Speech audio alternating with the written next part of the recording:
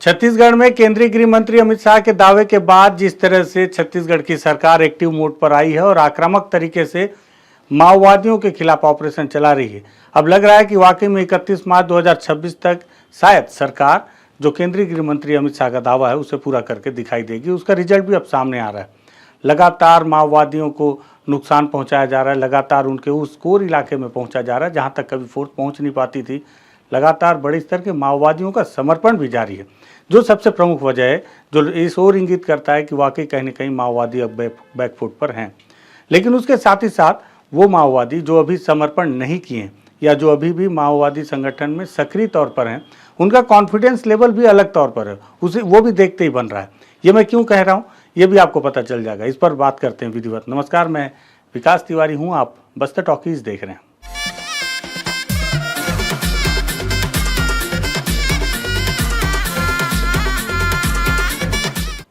दरअसल हुआ ये कि आपको अगर याद हो तो बीते दिनों बीजापुर में मोडियाम दिनेश और उसकी पत्नी अपने छोटे से बच्चे के साथ इन्होंने पुलिस के समक्ष समर्पण किया।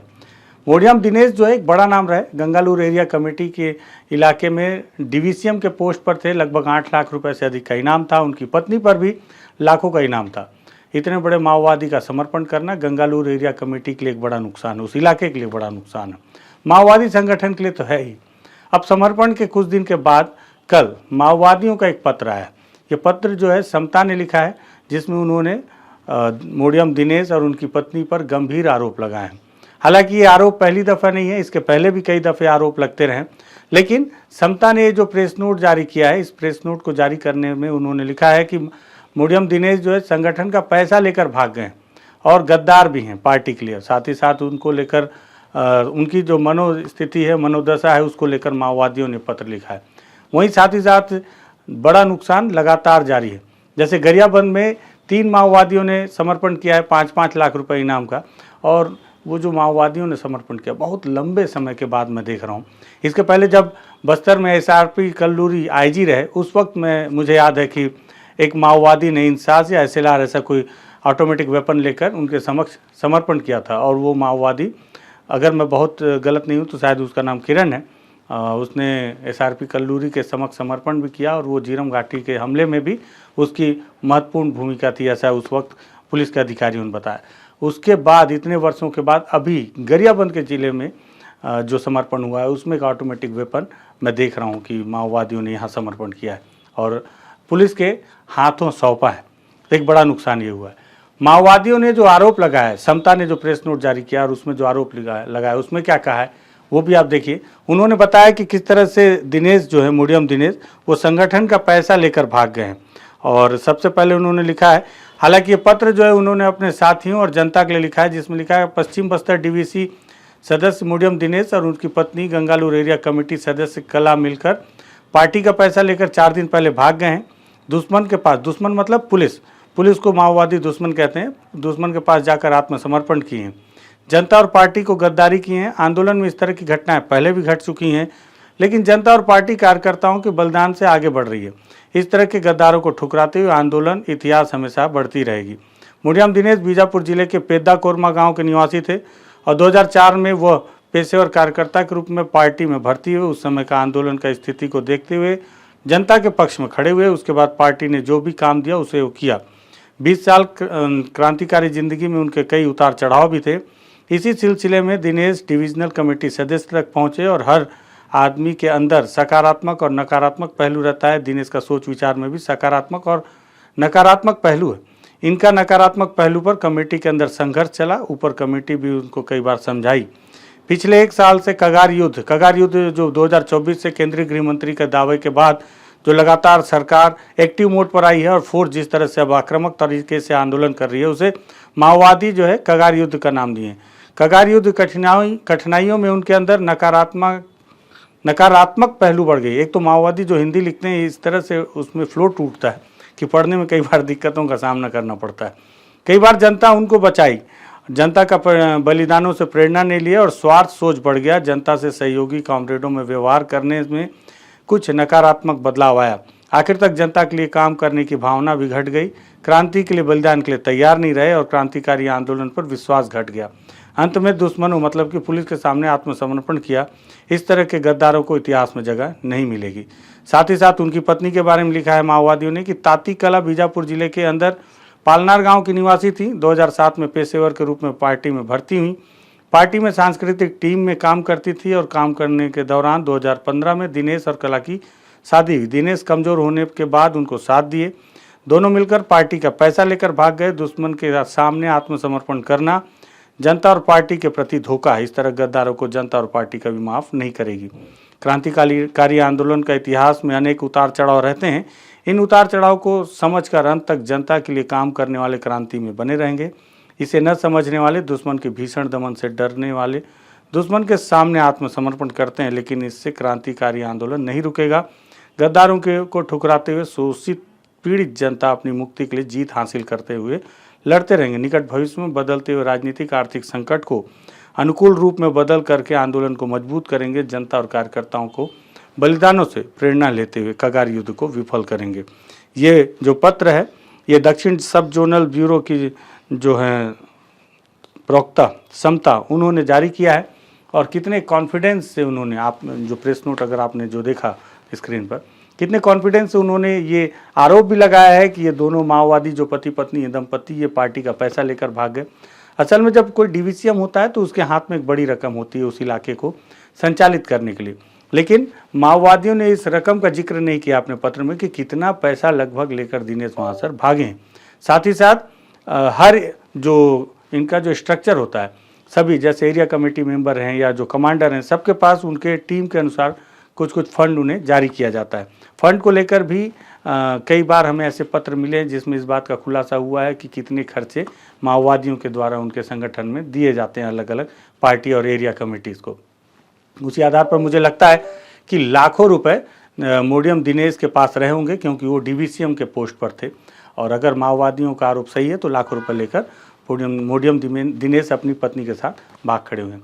जो भी पार्टी से विमुख होकर और मुख्य धारा में लौटता है, समर्पण करता है, तो माओवादी पार्टी उन्हें गद्दार कहते हैं और जनता का दुश्मन करार दिया जाता है। साथ ही साथ ये भी कहते हैं हर बार, इसके पहले जितने भी माओवादियों ने समर्पण किया है, लगभग कमोबेश सभी माओवादियों को लेकर जो माओवादी अभी भी पार्टी में सक्रिय हैं, उनकी विचारधारा इसी तरह की रहती है और इसी तरह से वो आरोप लगाते रहते हैं। लेकिन जो माओवादी समर्पण करते हैं उन्होंने कभी भी इस बात को स्वीकार नहीं किया कि क्या वो वाकई में पैसे लेकर वापस भाग कर आए हैं या नहीं। वहीं दूसरी सफलता पुलिस को यहाँ मिली कि गरियाबंद में जो मैंने बताया कि 3 बड़े माओवादी जिन पर 5-5 लाख रुपए का इनाम घोषित था, उन्होंने समर्पण किया है। समर्पण के साथ साथ खास बात यह है कि इन्होंने ऑटोमेटिक वेपन भी पुलिस के सामने समर्पित किया है, पुलिस को सौंपा है। 3 जो माओवादी हैं उसको लेकर गरियाबंद पुलिस ने एक प्रेस नोट जारी किया है, जिसमें उन्होंने बताया है कि एक दिलीप है, दिलीप पर भी 5 लाख रुपए का इनाम घोषित था। ये जो है केसेकोड़ी थाना के कोयलीबड़ा जिला कांकेर के रहने वाले हैं और ये 2012 में माओवादी संगठन में ये भर्ती हुए थे। 2012 से अब तक ये डीवीसीएम पोस्ट तक पहुंचे हुए हैं। इन पर 5 लाख रुपए का इनाम घोषित है। कई अलग अलग मुठभेड़ में ये शामिल रहे हैं। और साथ ही साथ दूसरी जो महिला माओवादी हैं उनका नाम मंजुला उर्फ लक्ष्मी है। ये गोंदीगुडेम थाना गोलापल्ली जिला सुकमा की रहने वाली। अब सोचिए, जिला सुकमा की रहने वाली है लेकिन गरियाबंद के इलाके में ये अभी एक्टिव रही। 2016 से किस्टारम एरिया कमेटी के एसीएम सोमा द्वारा माओवादी संगठन में इनको शामिल किया गया। किस्टारम कमेटी में 3 माह कार्य करने के बाद माओवादी डॉक्टर उंगी के द्वारा इन्हें किस्टारम से अबूझमाड़ लाया गया और माड़ क्षेत्र में कुछ दिन रहने के बाद रावघाट डीवीसीएम तीजी द्वारा इन्हें जुलाई 2017 को धमतरी के सीता नदी क्षेत्र में छोड़कर वापस चले गए।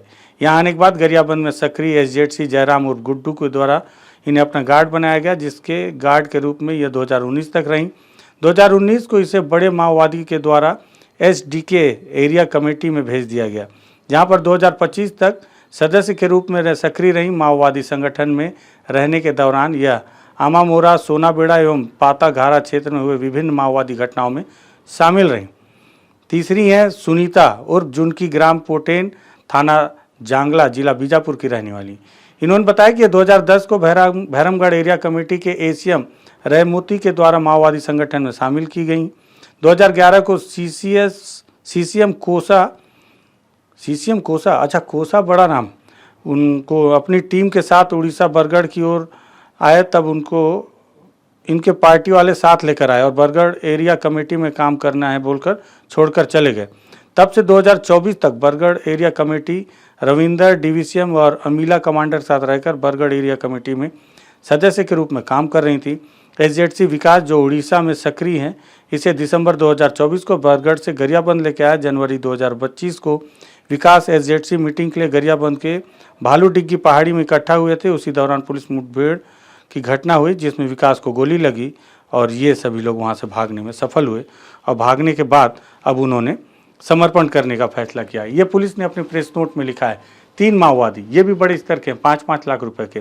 जिस तरह से पुलिस ने प्रेस नोट में इनकी जानकारी दी है काफ़ी इंटरेस्टिंग है। सबसे बड़ा जो आकर्षण का केंद्र है वो ऑटोमेटिक वेपन जो माओवादियों ने अपने साथ लाकर पुलिस के हाथों सौंपा है, क्योंकि संगठन छोड़कर वापस आना मुश्किल है, लेकिन हथियार लेकर वापस आना उससे भी ज़्यादा जटिल और बहुत ज़्यादा मुश्किल है, बहुत ज़्यादा खतरा है।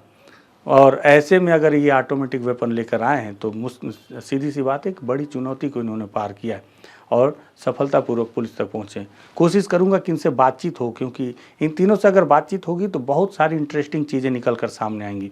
तीनों की कहानियाँ अलग अलग है। कोसा के साथ सीसीएम कोसा, आपको पता होना चाहिए कि कोसा जो है वो बस्तर दंडकारण्य में जब माओवादी संगठन 80 के दशक में जब आई तो उसका लीड कोसा ने ही किया था। मुझे लगता है सीसीएम वही कोसा होंगे कमोबेश, क्योंकि वो अबूझमाड़ में ही उनका ठिकाना भी बताया गया है। और जिस तरह से ये बताएं कि उनकी गार्ड के तौर पर रही हैं अगर ये महिला माओवादी, तो उनसे बातचीत करने से बहुत सारी इंटरेस्टिंग जानकारियाँ भी निकल कर आएंगी।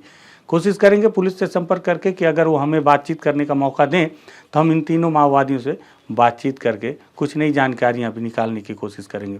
लेकिन सबसे बड़ी बात, जिस मुद्दे पे मैंने इस वीडियो को तैयार किया था शुरुआत में कि माओवादी लगातार माओवादी मारे जा रहे हैं, उन्हें नुकसान हो रहा है, माओवादी समर्पण कर रहे हैं, माओवादी गिरफ्तार हो रहे हैं, उसके बावजूद जो माओवादी अभी भी संगठन में सक्रिय हैं, जैसे समता ने जो प्रेस नोट जारी किया है, प्रेस नोट जारी किया उसमें उनका कॉन्फिडेंस लेवल देखिए।